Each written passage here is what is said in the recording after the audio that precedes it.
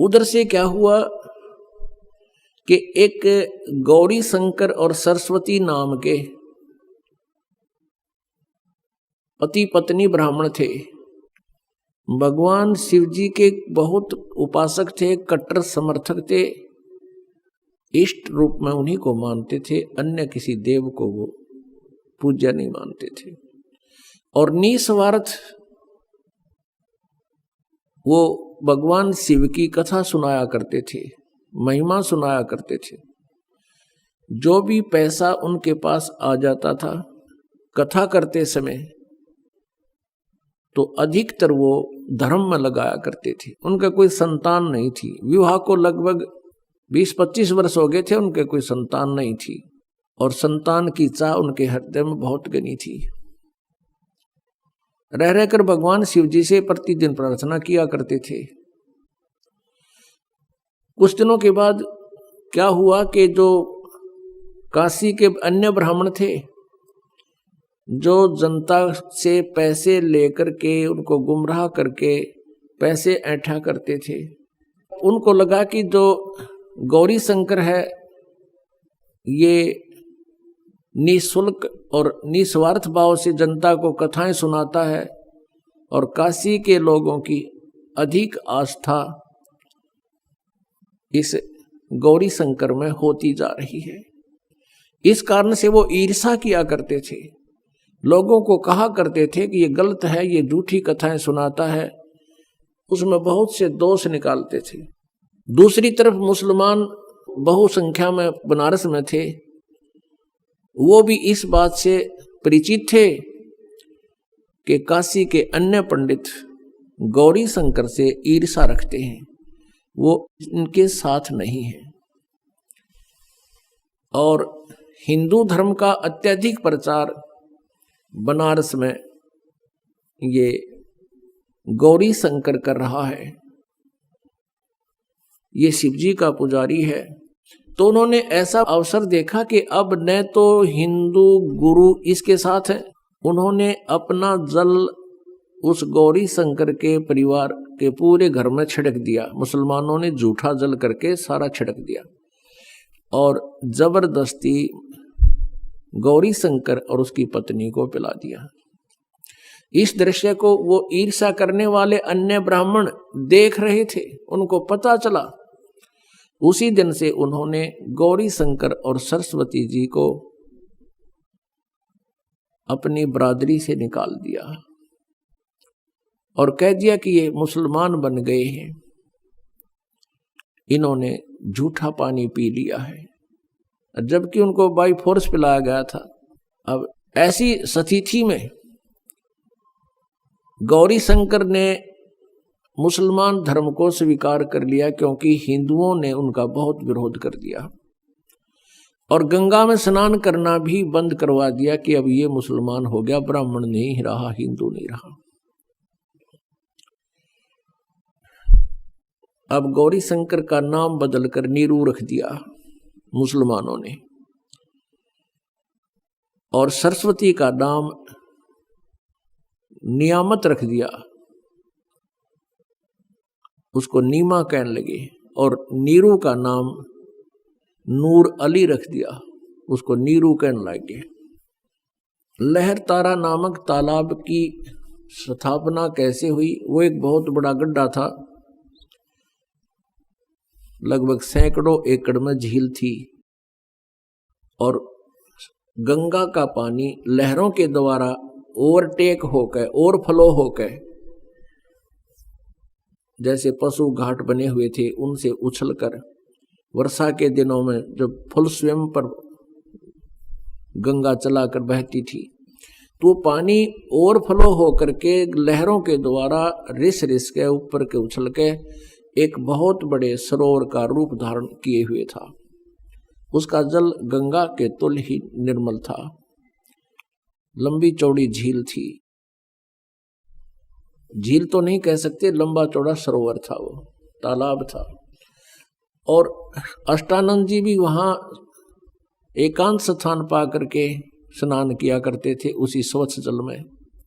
उधर से नीरू नीमा पहले ब्राह्मण थे, प्रतिदिन गंगा पर स्नान करने जाते थे। गंगा में स्नान करना ब्राह्मणों ने उनको प्रतिबंध लगा दिया, मना कर दिया। तो वो भी उसी लहर तारा नामक तालाब पर स्नान करने के लिए प्रतिदिन जाया करते थे। उस दिन भी जिस दिन परमात्मा उनको मिले, वो प्रतिदिन की तरह सुबह उठकर, ये गर्मियों का मौसम, सुबह वक्त से उठकर चल पड़ते थे।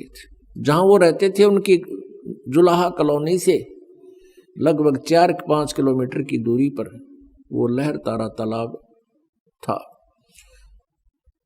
प्रतिदिन वो सैर भी हो जाती थी, स्नान दोनों पति पत्नी वहां करके आते थे। वो भले ही मुसलमान बन गए थे, लेकिन भगवान शिव को नहीं भुला पाए थे। अंदर से वो फिर भी पुकार उसी अपने इष्ट को ही सुनाते थे। उस दिन नीमा रोती हुई कह रही है, हे भगवान शिव जी, आप परम शक्ति हैं, आप देवों के देव हैं, महादेव हैं। मुझ दासी को भी एक खिलौना दे देते, आपके दरबार में भरे भंडार हैं। मुझे भी एक पुत्र दे देते, मेरा भी संसार में हिस्सा हो जाता। और दुनिया मेरे ऊपर कटाक्ष कर रही है, ना जाने क्या क्या कहकर हमें चिढ़ा रही है। ये परमात्मा, आपकी दासी का जीवन सफल हो जाता। उधर से न्यू कहकर वो बहुत जोर जोर से रोने लगी, बहुत हिचकी बंद गई। उधर से नीरू कहता है, नीमा, यदि हमारे भाग्य में होता तो भगवान शिव अवश्य दे देते। आयु हमारी 60 के आसपास पहुंच चुकी है, वृद्धावस्था ने दस्तक दे दिए हैं, और हम अभी भी उसकी तरफ चाह कर रहे हैं। आप ऐसे रोती रहोगी, आपकी आंखें खराब हो जाएंगी।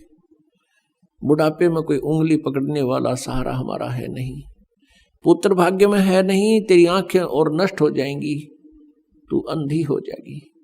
सब्र कर, भगवान ने जो किया वो ठीक किया है।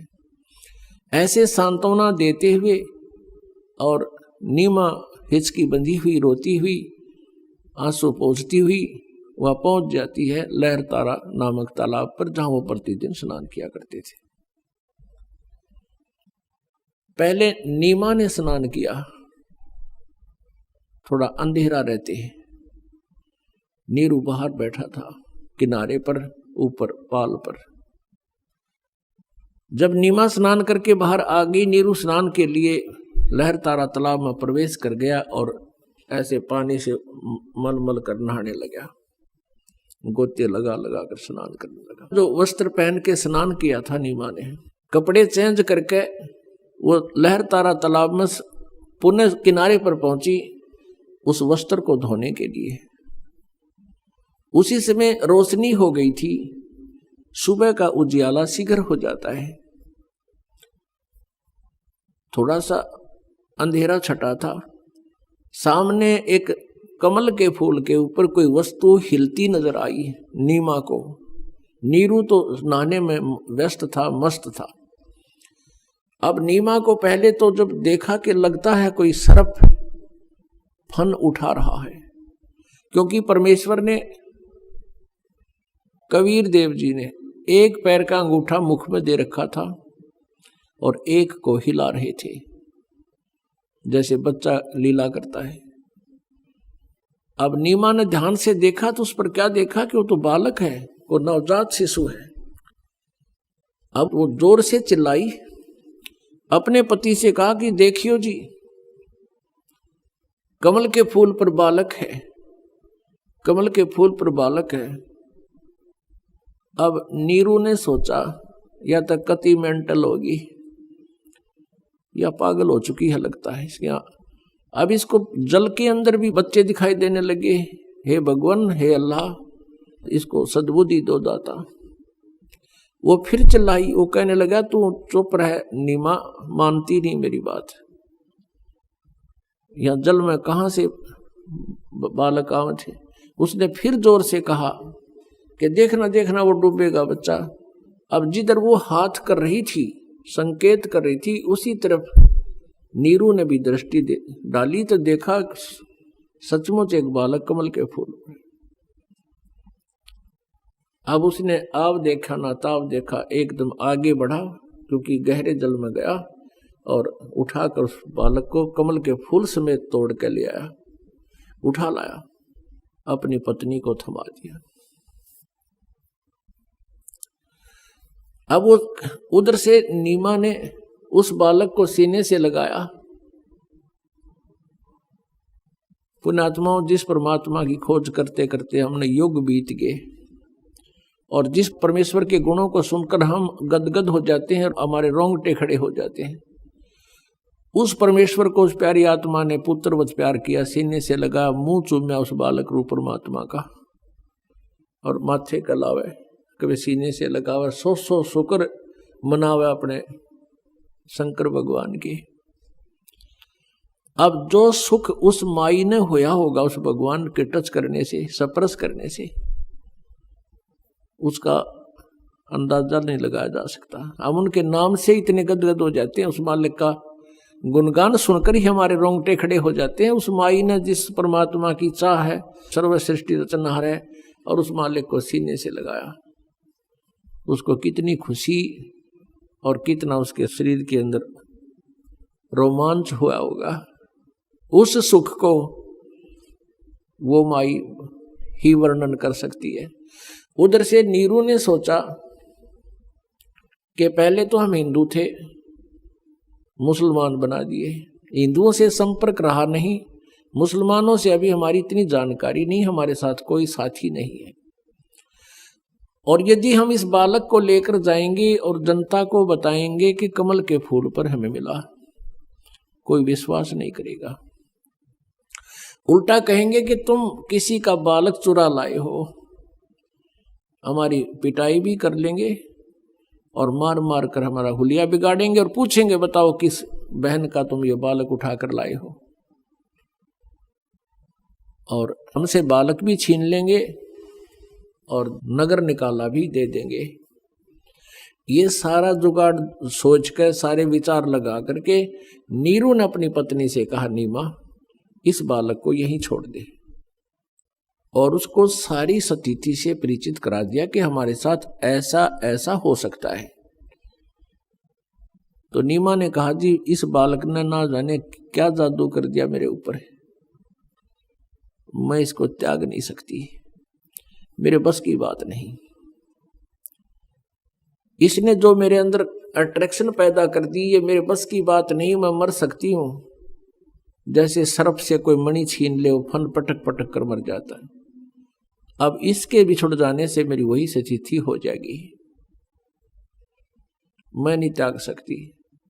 नीरू ने बहुत कुछ समझाया और प्यार दिया। वो कभी अपनी पत्नी को गुस्से से नहीं बोला था, क्योंकि वो समझता था कि ये पहले बहुत दुखी है, संसार के व्यंग सुन सुनकर ये दुखी है, ये निसंतान है, ये बांझ है, पता नहीं संसार कितने प्रकार से पीड़ित करता है। वो उसको बहुत प्यार देता था, वो एक पति का प्यार भी देता था और एक पिता का भी। तो उसने उस दिन कहा कि नीमा तू बहुत जिद्दी हो गई है, मेरा नाजायज फायदा उठा रही है, मैं तेरे को आज तक कभी गुस्से से भी नहीं बोला, तो इतनी जिद्दी हो गई है कि आगा पीछा नहीं देख रही है, और ये पिछला हमारा क्या हाल हो गया है, आगे और ना जाने क्या होगा। नीमा नहीं मानी। तो उस दिन पहली बार अपनी पत्नी की तरफ उसने थप्पड़ मारने के लिए हाथ उठाया, रोते हुए, आंखों में आंसू है। तब नवजात शिशु बोलते हैं परमात्मा कि नीरू तुम्हारे लिए मैं आया हूं, मुझे घर ले चलो, तुम्हें कोई कुछ नहीं कहेगा। अब नीरू का हाथ वहीं का वहीं रुक गया और सोचा ये कोई फरिश्ता है, ये कोई सिद्ध पुरुष है, नहीं तो कमल के फूल के ऊपर बच्चा कैसे स्थिर हो सकता है। उसको फिर सारी बात याद आ गई कि ये कोई सिद्ध पुरुष है, सिद्धि वाला हंस है, भले ये बालक रूप में है लेकिन सिद्धि तो उसी तरह काम करती है, वचन से काम करती है। अब नीरू चुप करके आगे आगे चल पड़ा, पीछे पीछे उसकी पत्नी परमात्मा का शुक्र मनाते हुए और उस ओरिजिनल गॉड को साथ लिए हुए चल रही है, गोदी में लेकर चल रही है। उस कंप्लीट गॉड को, पूर्ण परमात्मा को गोदी में लिए हुए जा रही है।